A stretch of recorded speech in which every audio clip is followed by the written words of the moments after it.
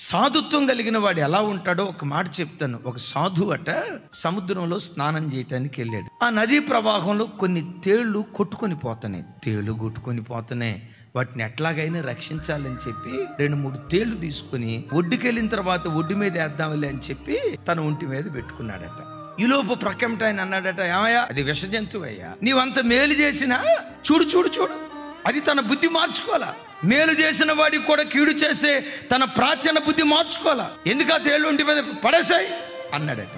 అప్పుడు సాధువు అన్నాడట, దీనికి నేను ఇంత మేలు చేసినా అది తన స్వభావాన్ని మార్చుకోలేదే.